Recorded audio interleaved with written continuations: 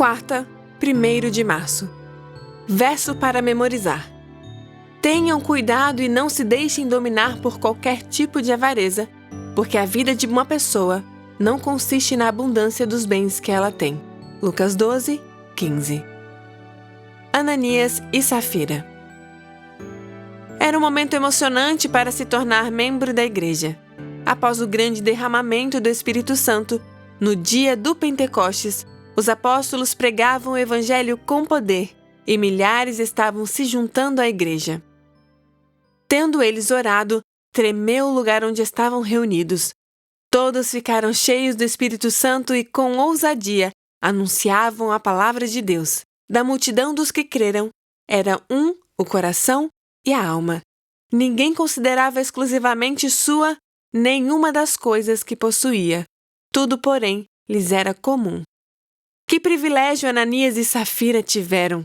Fazer parte da igreja primitiva, vê-la crescer e sentir a manifestação do Espírito Santo de forma tão marcante.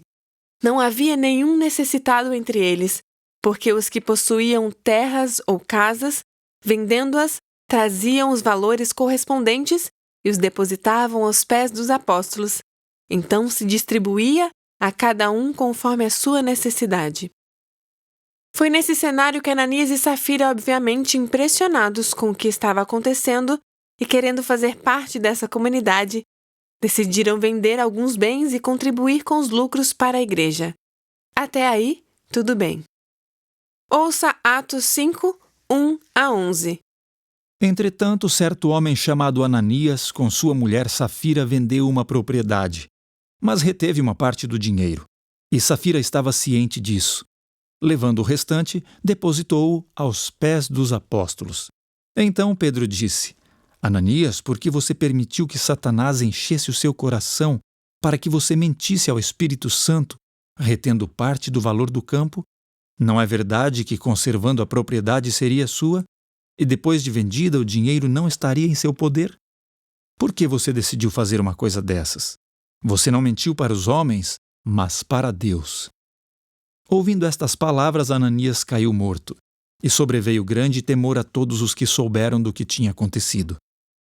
Levantando-se os moços, cobriram o corpo de Ananias, e levando-o para fora, o sepultaram. Quase 3 horas depois entrou a mulher de Ananias, sem saber o que tinha acontecido. Então Pedro, dirigindo-se a ela, perguntou: Diga-me, foi por este valor que vocês venderam aquela terra? Ela respondeu: Sim, foi por esse valor. Então Pedro disse: Porque vocês entraram em acordo para tentar o Espírito do Senhor? Eis aí a porta os pés dos que sepultaram seu marido, e eles levarão você também. No mesmo instante, ela caiu aos pés de Pedro e morreu. Entrando os moços, viram que ela estava morta e, levando-a, sepultaram-na ao lado do marido.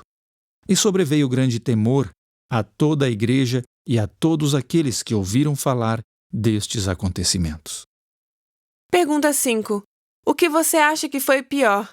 Reter parte do dinheiro ou mentir? Por que uma punição tão severa? No início, parecia que eram sinceros em seu desejo de doar para a obra. No entanto, no livro Atos dos Apóstolos, lemos, abre aspas, depois, o casal ofendeu o Santo Espírito ao ceder a sentimentos de cobiça. Começaram a lamentar o fato de terem feito aquela promessa e logo perderam a suave influência da bênção, que lhes havia aquecido o coração, com o desejo de fazer grandes coisas em benefício da causa de Cristo. Fecha aspas. Em outras palavras, embora tivessem iniciado com as melhores das intenções, a cobiça fez com que aparentassem e fingissem ser o que não eram. E sobreveio grande temor a toda a igreja e a todos que ouviram falar destes acontecimentos. Depois desse incidente, todos certamente devem ter sido mais cuidadosos ao devolver seu dízimo. Mas esse triste relato não foi incluído na Bíblia como um aviso sobre a fidelidade nos dízimos. Em vez disso, ele nos leva a pensar na seguinte pergunta: até onde a cobiça pode levar?